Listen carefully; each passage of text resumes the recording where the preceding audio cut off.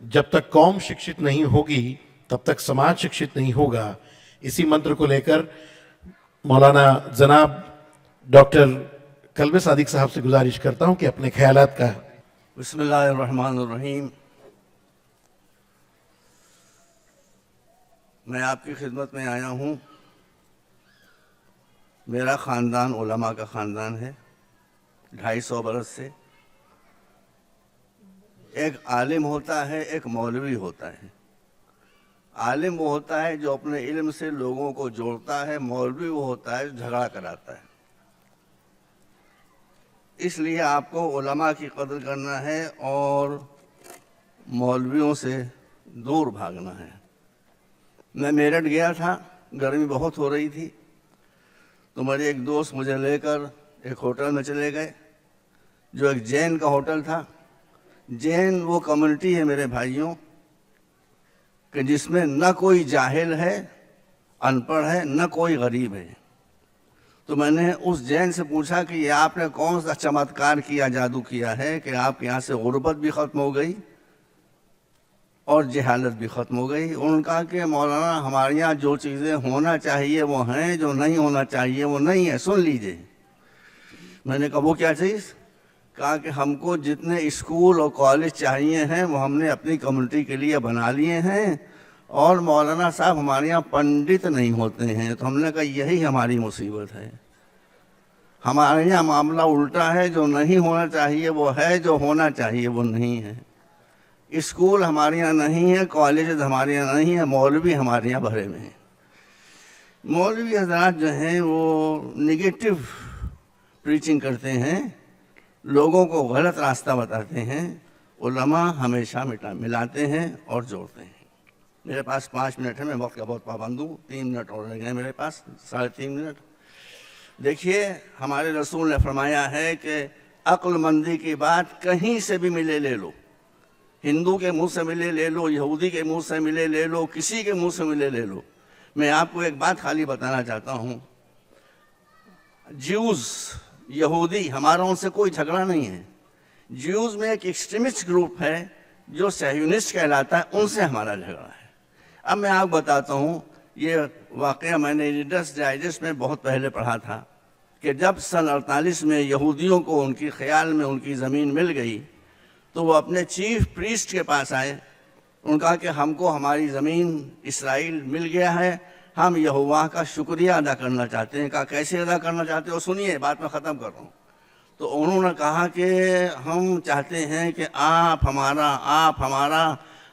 हमारे लिए एक बहुत ही भव्य सिनेगॉग बना दें, जैसी पूजा स्थल न मुसलमानों के पास हो, न क्रिश्चियंस के पास हो, न हिंदुओं के पास हो। सुनिए, ये अक्ल की बात है, ये विजडम की बात है। उसने कहा, लोगों ने कहा एक ऐसा भव्य शानदार सिनेगॉग बना दें कि ऐसा सिनेगॉग, ऐसा पूजा स्थल किसी कम्युनिटी के पास न हो। तो उसने कहा कि मैं अगर एक फ़र्ज़ करो हीरा तराश कर और हीरे का बना दूं सिनेगॉग, तो उस हीरे के सिनेगॉग की हैसियत और अहमियत यहोवा की नज़रों में क्या होगी? तो उन्होंने कहा कुछ नहीं। याद रखिए ये बात, याद रखिए।